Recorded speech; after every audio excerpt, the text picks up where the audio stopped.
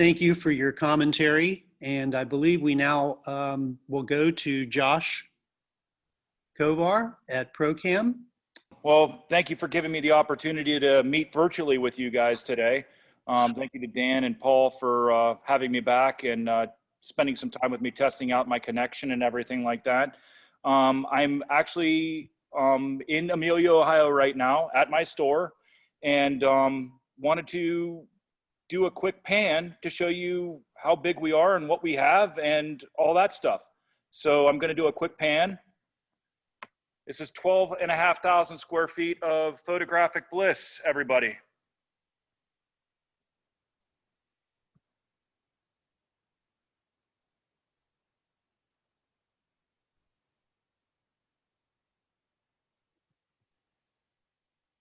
This has been my brainchild for about the last 3 years. So pardon a little bit of shakiness here today, but I just wanted to go over with you some of the current trends and some of the current buzzwords and such, and open it up to any questions that anybody might have on some new gear. Does that sound good?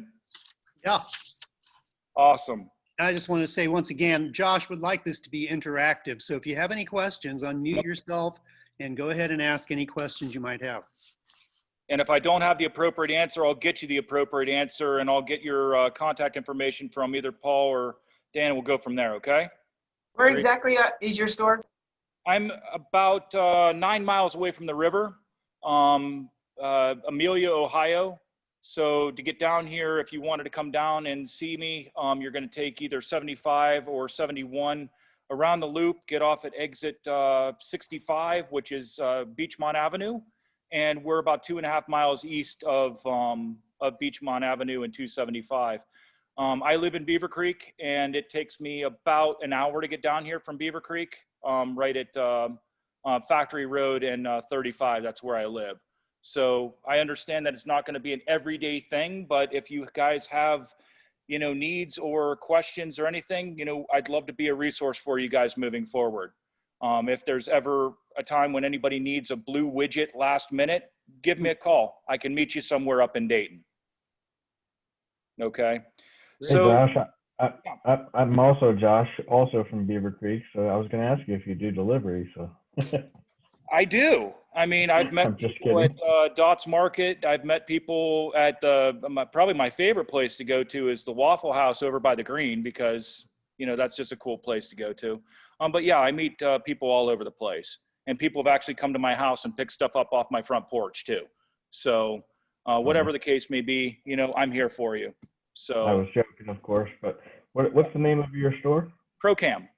ProCam, thank you. All one word, PROCAM. We have 3 locations here in Ohio, in Chicago, and then in Detroit. So the company as a whole has been around for about 8 years. We never knew the coolness of film or printing or anything like that. My boss has just been like digital only and video only. But we're getting back into the film and all that happy stuff, which is cool for me because I love it. So the state of the state right now in terms of cameras, how many people have heard of the Canon R5 and R6? I'm sure everybody has, right? Yes.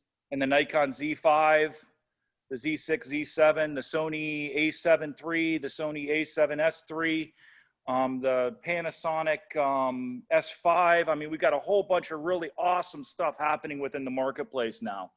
And it's kind of unique because if anybody remembers the early days of digital, all we had was like the megapixel war. Remember, Canon would have a 10 megapixel camera, Nikon would have a 12 megapixel camera.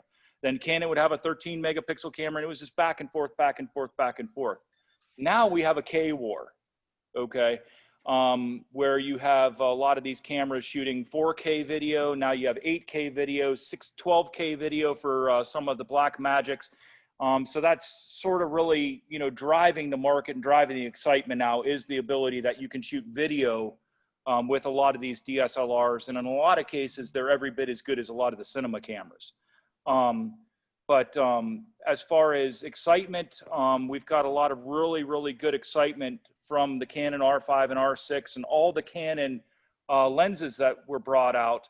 I don't have one out, but Canon has a 800 millimeter f11. Sounds pretty interesting, right? It's about this big, about 8, 12, 14 inches. It sells for under $1,000. The F11 gives me pause. It does give a lot of people pause, but I'm going to tell you, I've seen images with the f11 lens and a 2x teleconverter. So you're shooting at the aperture equivalency of f22, and I've seen images of the moon that'll knock your socks off.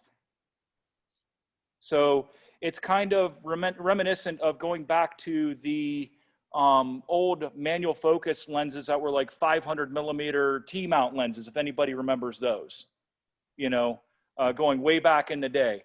But with the newer mirrorless cameras, they do have the ability to drive those focusing motors past f11, which really you couldn't do with DSLRs. So it's kind of exciting. So they have that 600 millimeter, they have a 600 millimeter f11, they've got an 800 millimeter f11, and they've got a whole bunch of really new cool glass, which I was really shocked to see when they made the announcement, because I've always thought that was like an area where they really needed to be. They needed to concentrate on lenses for people that didn't want to spend an arm and a leg. You know, who wants to spend $3,000 on a wide angle lens? I don't, but that's the price that they are on the market.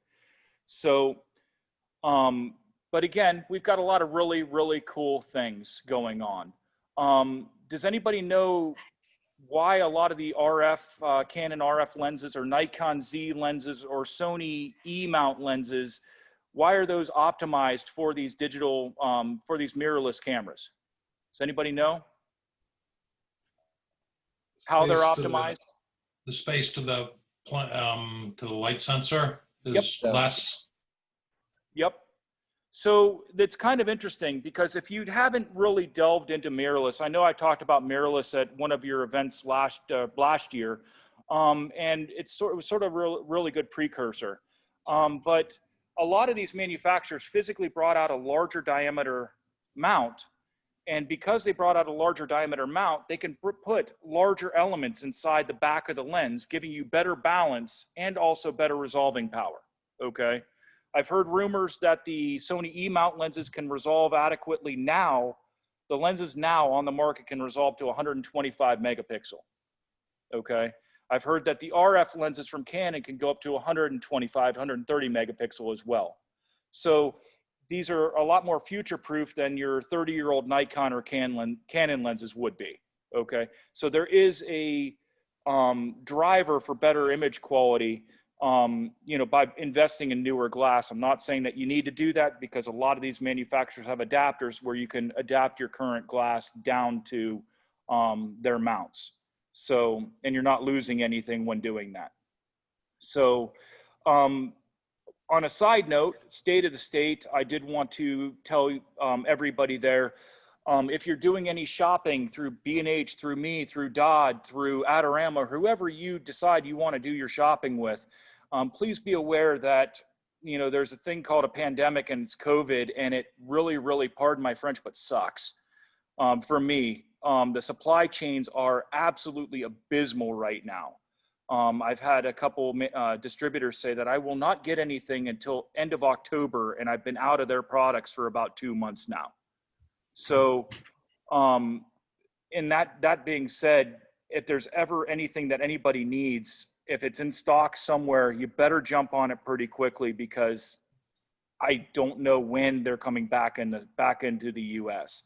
The supply chains from the makers of blue widgets in China to shipping them to Japan, to getting the final assemblies done in Japan, to getting them over here to the States, all that stuff is slowed down, and we just don't know when we're going to have adequate stock again.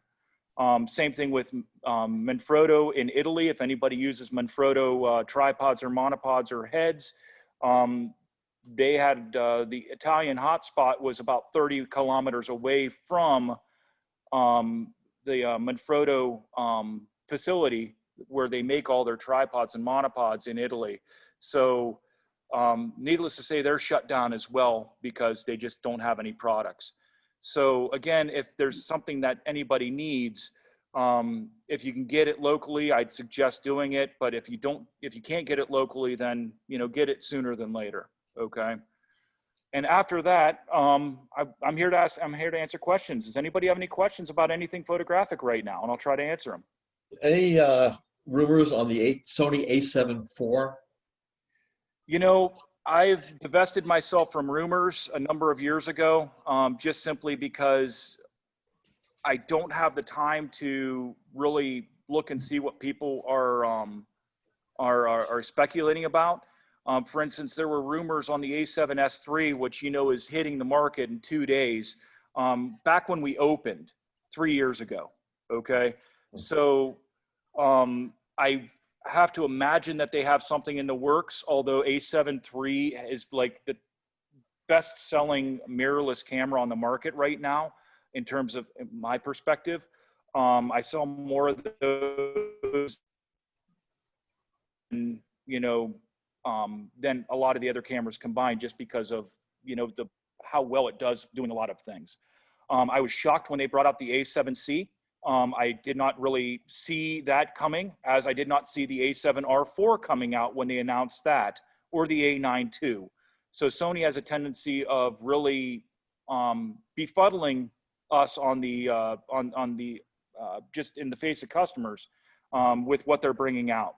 So I would imagine they're going to bring something out soon. I just don't know what those tech specs are going to be. I don't see it changing very much from the standard 24 megapixel sensor. If anything, they might put a faster processing engine in it. The 2 standard UHS-2 memory cards, and maybe give it a little bit better battery life and a little bit more dynamic range. But besides that, I don't see what else they would put in it that would make it any better, because it's already awesome. Hey Josh, this is Paul. Hey, Paul. If I'm thinking about a high resolution sensor, like the Sony 61 megapixel, do I really need to, up the glass to the 2.8 lenses to get the resolution and sharpness that I would, expect, or am I, without wasting my money on the big sensor? Well, the age old answer is that your images are still made with the glass. Now, there's a few more things outside of film emulsions that do making your pretty images nowadays. Processors, the actual sensors, if it's what the sensors, what the pattern is on the sensors. I'm not going to say that the sensor. It really depends on what lenses you have, Paul. I mean, quite frankly, anything E-mount right now would probably be more than adequate to resolve to that, without having to invest in new glass. Unless there was something specific that you were looking for, like a new ultra wide, then of course you have the 12 to 24 G Master that they just brought out. That is absolutely beautiful, but you're going to spend for that you're going to spend money for that lens, Yeah, unfortunately. Right. Yeah. So, what I would suggest doing when you have a few minutes, if you want to get together and see that camera and take a few test shots, let's just schedule something. I could bring up, I don't have an R4 for a while because it's out on rental, but I do have an R3 that you could play with if you wanted to see what that looks like. Okay, so that's another good question and something that other people might want to hear. And do you rent equipment? What kind of equipment? Yep. So right now, I've got everything, Sony, Nikon, Canon, Panasonic, Fuji. I don't think I missed anything. Some Tamron, Sigma. I'm working on some Laowa right now, which if you guys haven't heard of Laowa, take a look at them because they make some really awesome stuff. Has anybody heard of them? No. Okay, if you got a piece of paper and a pencil, I'm going to spell their name for you. Laowa, Laowa Optics. Their main company is called Venus Optics. And the story, I'll get back to rentals here in a second. This is too good of a story to tell you. Evidently, it was started by a guy from Tamron who did not have to sign a non-compete, and they let him go. So he basically said, screw you, Tamron. I'm going to make my own optics company and make some really good ones.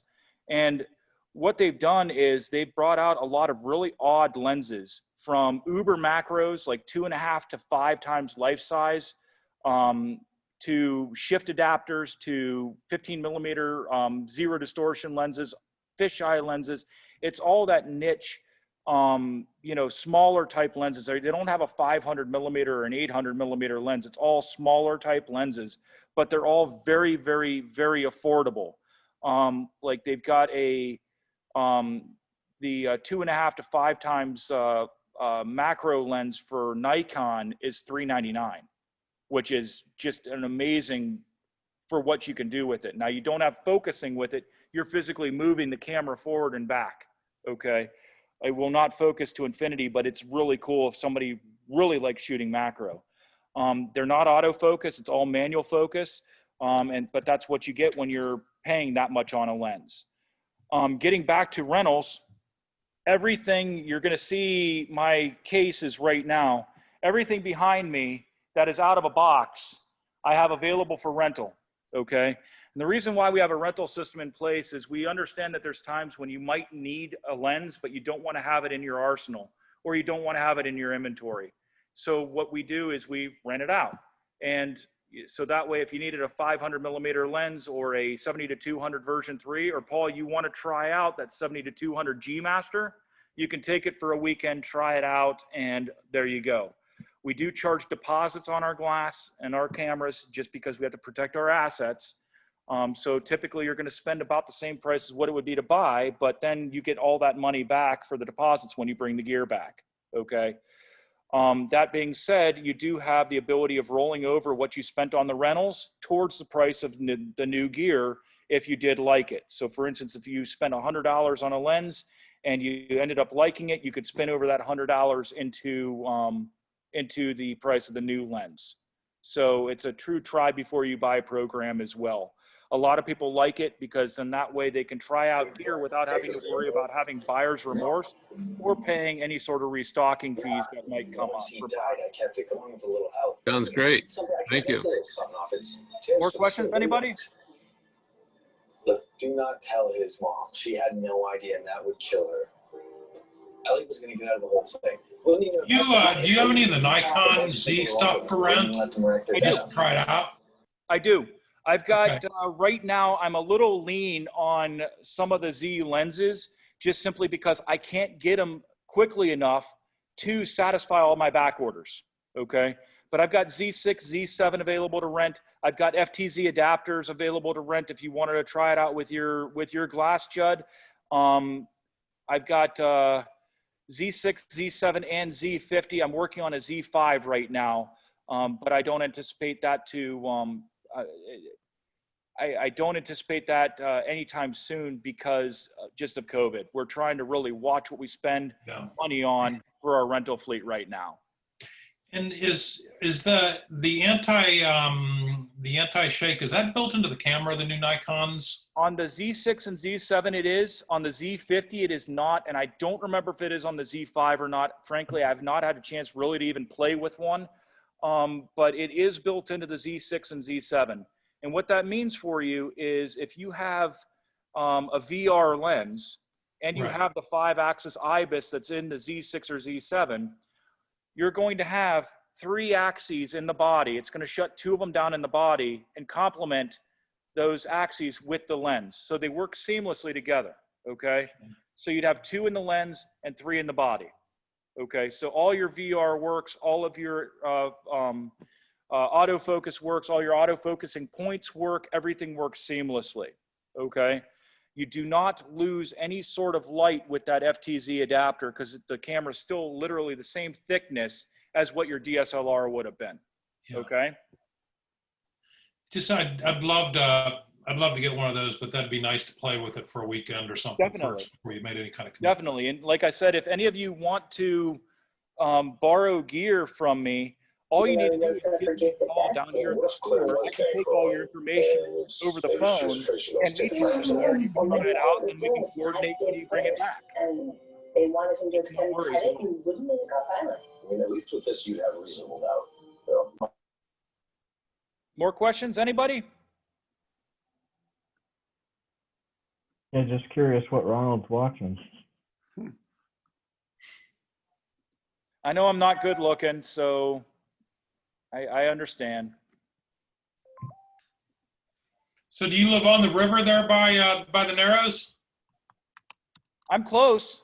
Are you? I'm close. I live in Okay. Tara. I'm very close over there. Okay. Yep. Put canoes in there at the Narrows quite a bit. Yep. So has anybody gotten into drones yet? Anybody at the tripod flying at all? Yeah, we have several people, two of which I know are not on the call. I didn't see them, but they've done some amazing stuff with them. Yep. Really cool. Yep. I do know we do have drones from DJI here. We've got if anybody wants a really good entry level drone just to start out with, we've got the DJI Mavic Minis, and we go all the way up into the Inspire series in stock. Now we're a little light right now because of COVID, and a lot of that stuff comes from China, but we do have a very good selection of drones here. I just picked up the Mavic Mini myself, and I just have a ball going over to Rotary Park over in Beaver Creek and around all the other parks and just flying it around, letting my daughters fly it around. It really is a very easy thing to do. Even if you think that you can't do it, the drones that DJI has, they auto hover for you. They automatically come back to where you are if you hit the appropriate button. And it even tells you if you're violating airspace. I took my drone over to Wright Pat, went to the Air Force Museum, and I said, I got this in my bag. I want to see what happens if I turn it on in the picnic area next to the Air Force Base. And I'm going to tell you, it was beeping and beeping and beeping, and I thought that I was going to have Hellfire missiles launched at me because it literally knew where I was because of GPS, and it would not allow me to fly because I was within a restricted airspace. So these things are really smart, and you can do some really awesome stuff with them, and you don't have to have a PhD to fly them like you had to back in the old days of RC helicopters. I mean, you needed to have 14 different hands to fly a helicopter. You don't have to have those with the drones. And a lot of them, like the Mavic Mini, you don't even have to have an FAA license. Now you do if you're making money with them. You have to go and have the training, and I would suggest having insurance on it as well, just for liability insurance. But for all intents and purposes, if you're just going up and having fun within eyesight of where you're at, you really don't need it. So those things start at like $400, and they can work their way up to $2,000 depending on what type of drone and what you want to do with it. So it brings a whole new dynamic to photography and also to video, which I really like, getting bird's eye view, looking straight down on stuff. It's just really cool. Hey, So, Josh, this is Bill Lindahl. Hey, Bill. Good to see you. And incidentally, for those that are asking, Josh is extremely helpful about meeting you and dropping off products. I really appreciate that. As far as the drones go, what are the restrictions? I know you can't fly them in national parks, but what about state parks? How restricted are you on where you can fly them? Well, I was just down at Cohen Lake State Park a couple weeks ago, went camping down there, and I was able to fly no problem. There was no signs and I didn't look at the rules online, but I was flying and nobody bat an eyelash with me. So really, the app's going to tell you where you're restricted and where you're not. So like I would basically take my phone, and I'm walking over, so pardon the jerkiness here. So inside a lot of these drones, you've got a controller, and I'm picking one out of my case right now, just so you guys can see it.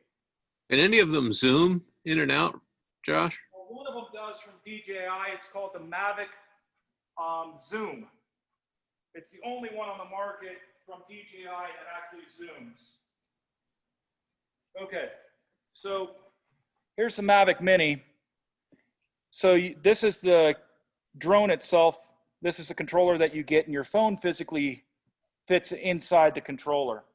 And what happens is when you boot up your phone and connect it to the drone, it literally goes and looks out for satellites and geotags where you were. And if you're in an area where you can't fly, or they've got like a restricted airspace, or let's just say you're by a small little regional airport where Cessna's take off, it alerts you based upon where your location is. My mom's husband was just at his sister's house up in Northeast Ohio, and he was within a couple miles of Vienna Air Force Base, and he's within the direct flight line, and it would not allow him to take off. So if they don't want you to take off, they're going to limit the software from allowing you to take off. And then the other things that you really want to know, general principle says that they don't really allow you or like you to go over 400 feet of altitude. Okay, so for instance, at Victory Park last night, I went to 397 feet, and then my drone said, you can't go any higher. But up at my mom's house up in Northeast Ohio, I went up to 1,000 feet. So it really depends on where you're at. Okay. Now, the rules of drones and flying are changing all the time. So frankly, what I would do is I would join one of the FAA chat boards just to see what else is going on with them, because stuff is changing all the time with them. This is Bill again. Another question. Yeah. I know it operates by your cell phone, but it's through the GPS. But is it cell phone tower dependent in any way? Because I know parts of the country like West Texas and Montana and Wyoming, there's not good cell coverage. Even the North Shore of Lake Superior. No, it's not really cell dependent from my knowledge. And I haven't tried flying in an area where you don't have a lot of service. It's more satellite controlled. It's using geostationary satellites to get. It's sort of like a GPS that you would carry around 10 years ago in your car. It's using that type of technology.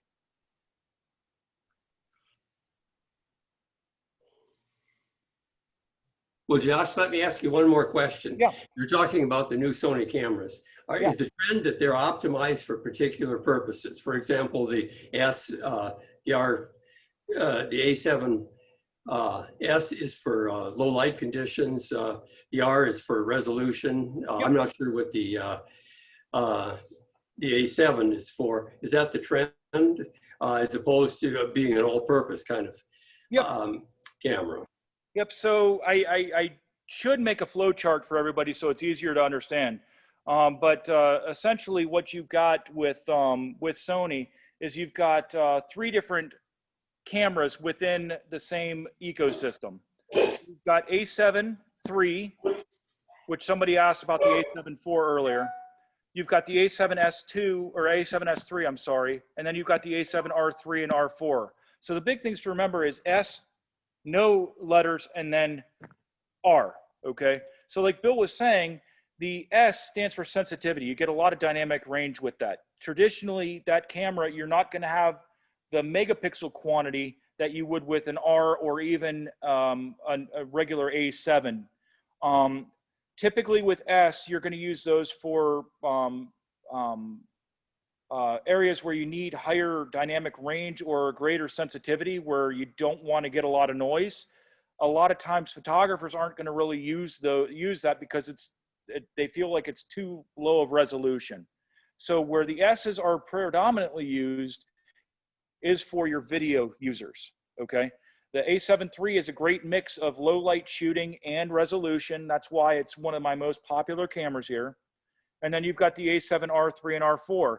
Those are going to give you the 40 and 61 megapixels that a lot of people within the tripod club would probably want, because it's higher resolution, meaning you can crop more and make larger prints. So that's the Sony system in a nutshell. The Nikon is pretty much the same thing. The Z6 is going to be for your video shooters, or for people that, you know, don't need to have a whole bunch of resolution. 24 is good enough. The Z7 would be higher resolution. So if you have a D850 now and wanted to get something very similar in terms of resolution, Z7 would be the way to go. More questions? How about Canon for mirrorless? If you were looking at going to mirrorless, I know at first Sony was, you know, the top of the line. Has Canon and Nikon caught up to Sony? Well, what I'd like to say is that they're working on it. Okay. This last generation that Canon has brought out with the R5 and the R6, they're very, very close. But Sony, you have to understand, they've been working with mirrorless technology since the early 2000, or since 2008, 2009. That's when they brought out their E-mount. Okay, so for all intents and purposes, Canon and Nikon have been playing catch up. Where Canon is very, very strong is they brought out a very, very good selection of newer glass. Like I was saying before, the 600 and 800 millimeter lens, their new 70 to 200, the 15 to 35, the 28 to 70 f2, the 85 and the 50 millimeter. I mean, they brought out a lot of glass in a very short amount of time. Would I say that the EOS R is every bit as good as the the 5D Mark IV? Yes, I would. Would I say the R6 and R7 are really awesome cameras comparable to the Sony? I'm going to say that they're very, very close. Now, there's been some negative press on Canon with the overheating sensors, but you have to understand that's doing 8K shooting, which is an immense amount of data. And quite frankly, I think that they just wanted to be in that buzzword game to where they could have one leg up on everybody else. I think it ended up shooting themselves in the foot because, you know, first of all, you have to understand 8K, not everybody has the computer resources to edit 8K. Who's going to view an 8K and how are you going to store 8K files? How are you going to give them to your customer? It's just giving you a heck of a lot more cropping power. So to answer your question, they're getting very, very close. Canon, like I said, the R5 and R6, the autofocus is out of this world. In some cases, every bit as good as the Sony a7 III, in my opinion, which is a very good autofocus system. Josh, Yeah. how good are the Canon R5 and R6 with the old lenses with an adapter?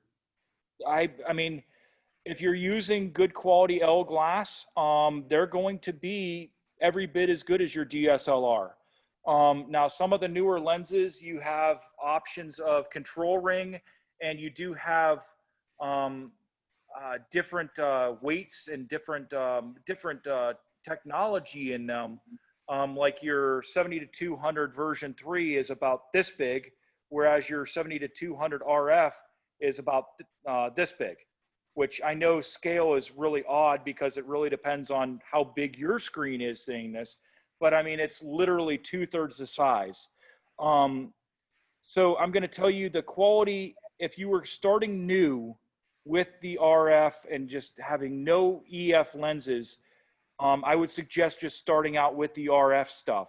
But if you already have existing glass, there's no reason why you can't use that for a couple cycles, a couple generations until you really determine what direction you want to go, if that makes sense. I don't suggest coming in here and spending 20 grand on a brand new body and 5 lenses because you can very well easily do that. I have a question for you on Sony, and apologize because I came in just as you were beginning to talk Sony. Yeah. I didn't hear you mention this, maybe you did. Can you comment, if you haven't already, on the new Sony A7C that I've just read about? I said before, it sort of shocked me seeing that. It was a unseen hole within Sony's lineup. Frankly, it's just been released. They just released the tech specs on it. It's kind of an interesting camera for the vloggers and for people that want articulating screen and a lot of the stuff that is not already on the market. But frankly, I haven't done enough reading, or I have not played with it because they haven't shipped yet. I probably will not see those for a little while, so I want to reserve my reserve my opinions until I actually, you know, get it in my hands and play with it.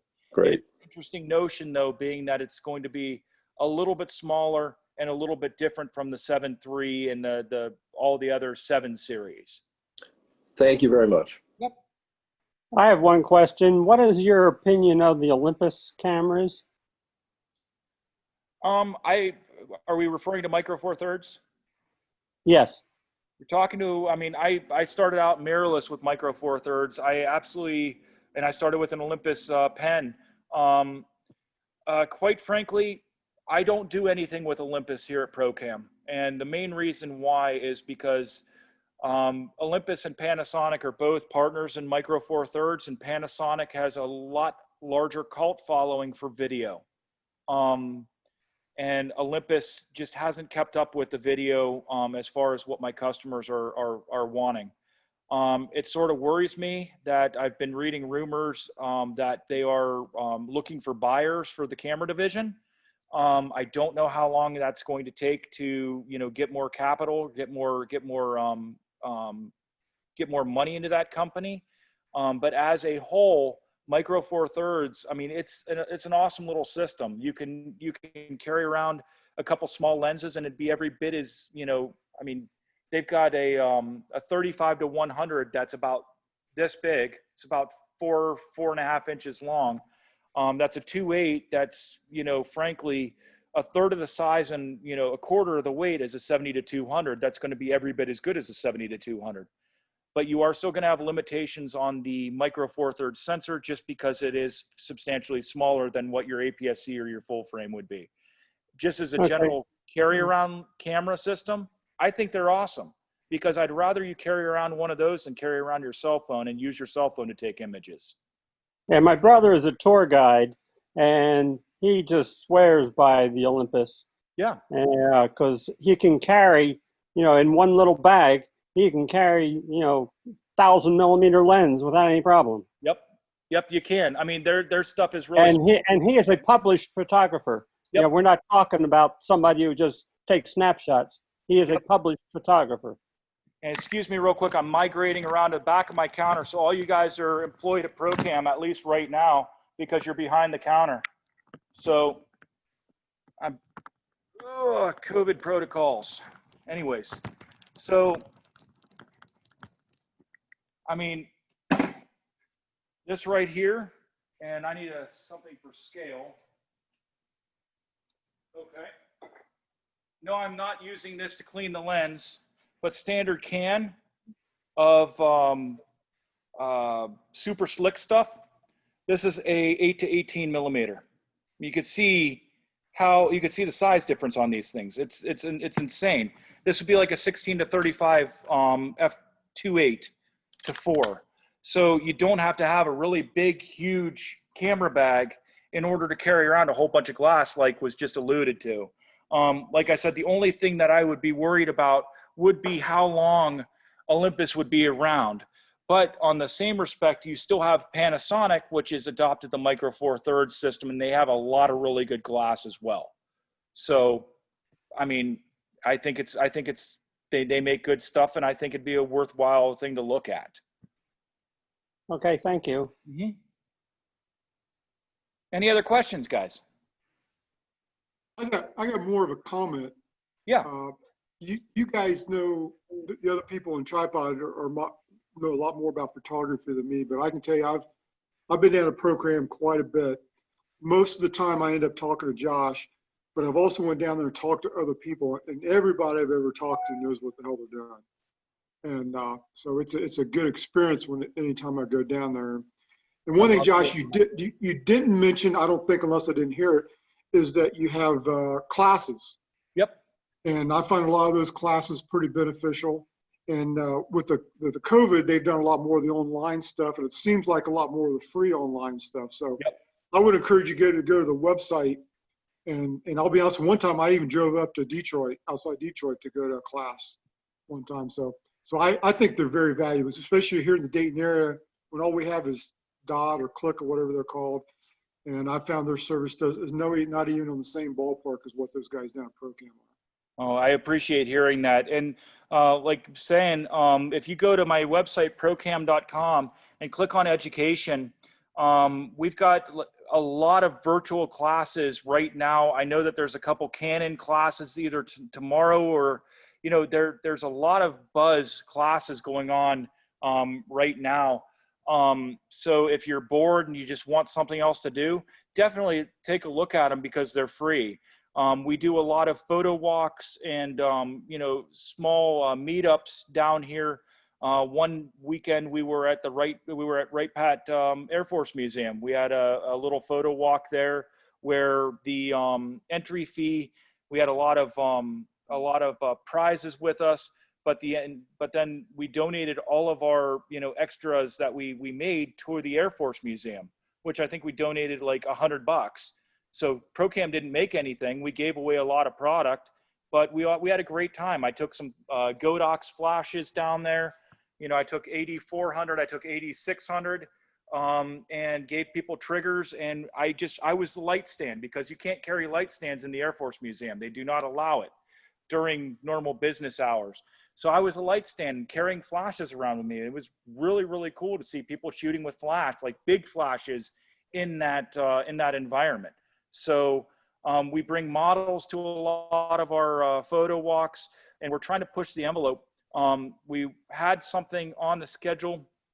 If anybody knows Cincinnati's, it's called Cincinnati Triple Steam, if anybody's heard of it. It's the old Cincinnati Waterworks that's all steam powered and stuff before they put in the new modern system. We had a photo walk scheduled to tour that and go down there and just take pictures. Now we weren't bringing models just because it wouldn't be that type of shoot, but we're just trying to push the envelope and find places where people might not have explored yet. So definitely, you know, keep us in mind when you're follow us on Facebook, ProCam Cincinnati, and every once in a while check out our education site because I mean these photo walks might be $10 and you get a lot of information. Even if you're a nature photographer, you still might pick up some stuff with on-camera flash, or just from any one of us, any one of our pros that we have walking with us, you might pick up something that is really cool that you might want to adopt. So I'd highly encourage that. Do you have used equipment, Josh? I do. Most brands? Most brands, but I'm going to tell you right now, pickings are slim on used equipment.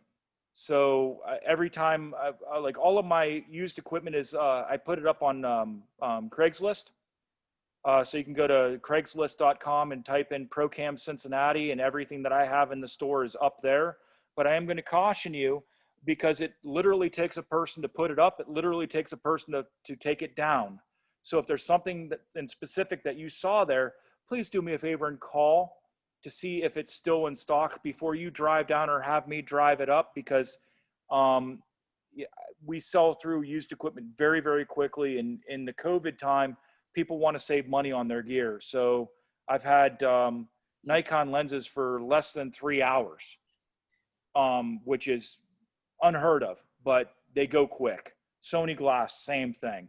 So if you want to see what we have available, definitely check out Craigslist. Hey, Josh, I was going to ask a similar question about used gear. Curious, are you buying a lot of used gear? I am buying used gear. I take trade-ins. I do buy. Now, I am going to tell you, like I tell everybody else, it's always best to sell it yourself if you can, because I'm a middleman and I've got a plan for market eventualities. So for instance, if you had a blue widget that if you went to B&H and used their used tool, my price is going to be roughly the same as what theirs is. Now, what they want to do is, if they buy something for $10, they want to put it up on, you know, available for $20. They want to double their money. What I do here is I basically look at market concerns, and I want to move through it quickly. So if B&H is selling it for 20, I might have it for 14. Okay. I don't price my used equipment nearly as high as I should, because I just want to move it. So that's probably another reason why I'm selling through it very, very quickly, and I'm shooting myself in the foot, but I like moving through it. So yes, we do take trade-ins, and yes, we do buy things outright. Curious, I might be the only one on here that cares, but what's the used market for Sony Alpha lenses and equipment? For A-mount stuff? Yeah. I'm going to tell you, with the newer A to E adapters, if depending on what glass you have, it might, if you're looking to go E-mount, if you haven't done so yet, it might be worth it to play around with the A to E adapter and use the glass that you already have for the A mount and keeping your A mount as a backup. Quite possibly what I would do first is I'd take the thing and throw it up on Craigslist, maybe piggyback off of another listing on Amazon, or put it up on eBay, because ultimately you're going to have a greater concentration of followers on that stuff on those places. Bringing it in here, I'm not saying that I'm going to give you pennies on the dollar, but it's not going to be as much as what you would get if you were to sell it outright yourself. Okay, thank you. Mm-hmm. Again, sorry if you covered this before, but do you do any equipment rentals? Yep, I do. I do. So everything behind me, and a lot of it is put away. I put things away every night. I wish I wouldn't have put it out away so you guys could have seen everything that I have. But everything in my store that's out of a box is available for rental. Like I said, we do require a deposit just to protect our assets. It's available 1 day, 3 day. Our 1 day and 3 day price is the same. So you could pick it up on a Friday and bring it back on Monday, and it's still going to be a 1 day charge. And anything that you do rent, if you decide you want to buy within 30 days, you can spin your up to a 3 day rental price into the new gear. And that just allows you to try it, play with it. If you just needed something, short term and didn't want to put it in your inventory, it allows you to do that. It also allows you to protect your money by not incurring any sort of restocking fees.